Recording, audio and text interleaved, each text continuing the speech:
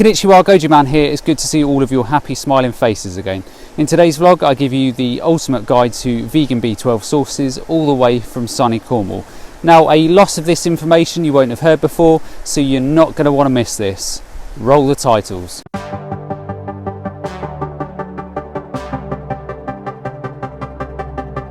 Feels like time is going faster than it seems.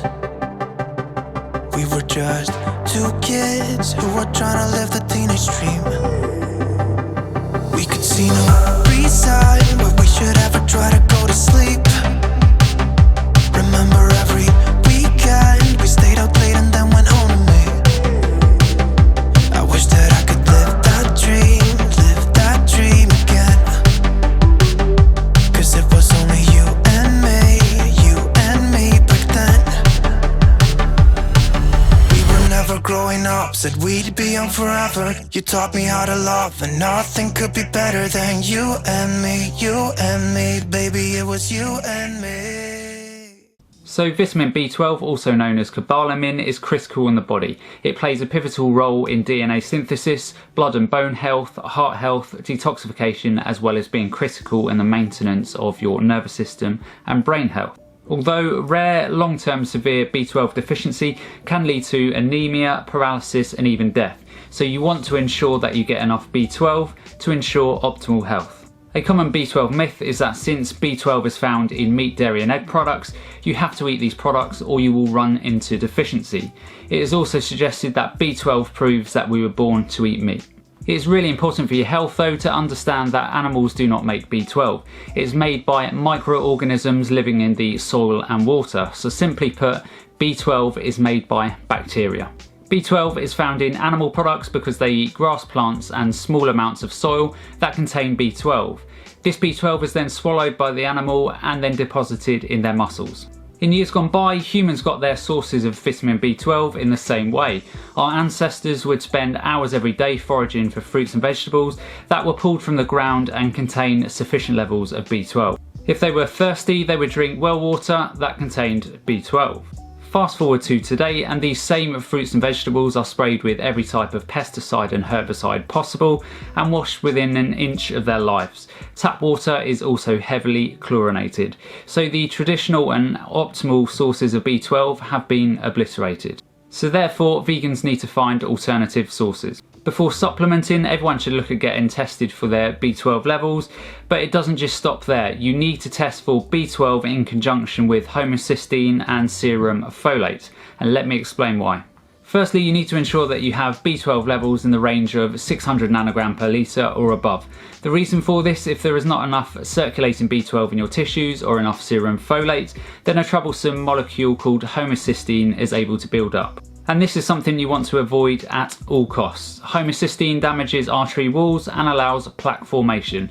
The net result of this is heart attacks and strokes. So please, please, please never listen to anyone who says that heart attacks are simply caused by eating meat, dairy and eggs. This is why I always recommend that people test for B12, homocysteine and serum folate at the same time, because it gives you a true picture of what's actually happening inside your body.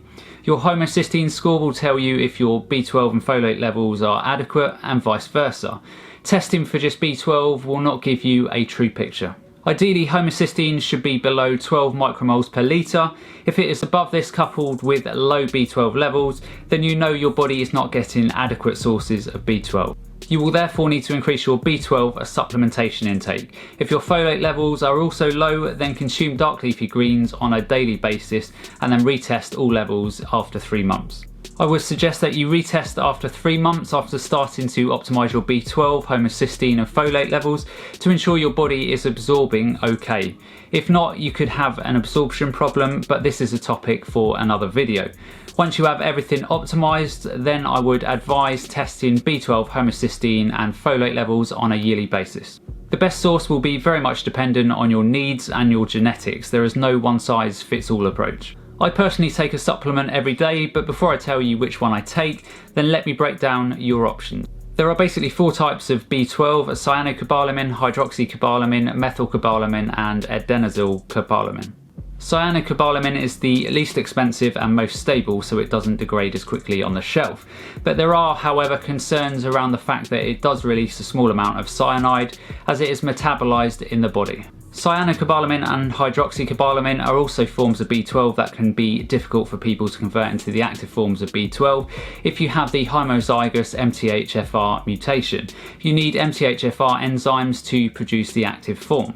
10 to 15% of the population have problems in this area, so cyanocobalamin and hydroxycobalamin may not be right for them. If you've had constant issues with B12 in the past, then consider testing for MTHFR mutations. I will discuss this in more detail later in the video.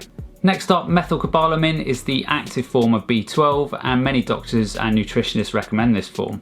This is also the form that I take either once or twice a week. 2,500 micrograms is ample amount to cover your B12 needs. I also prefer liquid drops because from the research that I've seen, they seem to absorb better in the body. For some people, they seem to have better results by receiving injections on a monthly basis, but this is because I think they probably have an underlying gut dysbiosis problem, which is making it difficult for their bodies to effectively absorb the B12. And finally, there is adenosylcobalamin. I have seen very little research on this form of B12, so I don't recommend it until this changes. I also want to talk quickly about MTHFR enzyme mutations, as this can be the missing piece of the overall B12 health jigsaw. So if you have high homocysteine levels consistently above 12 micromoles per litre, and you also have high levels of B12 over 600 nanograms per litre, and high folate levels of 5 nanograms per litre, you could potentially have a MTHFR enzyme deficiency. So this needs to be addressed sooner rather than later, otherwise there could be long-term health implications as a result of elevated homocysteine levels, i.e. increased stroke and heart attack risks. If you do have the mutation, then you may need to take the active form of B12 and folate, so methylcobalamin and methylfolate, to properly balance the B12 homocysteine folate equations. So I hope you can see from these explanations why it is necessary to get tested for B12, folate and homocysteine to give you a full picture of what's really happening inside your body. So I hope that video helped you on B12. If you have any questions for me, then just leave them in the comments below and I'll pick those up for you. Just down at the beach now with this one over here, so we're just going to have a walk around and a little bimble. Have a look at this sea, it's unbelievable. Going to do some drone footage now for a bit, and yeah, we'll catch you afterwards. See you in a bit.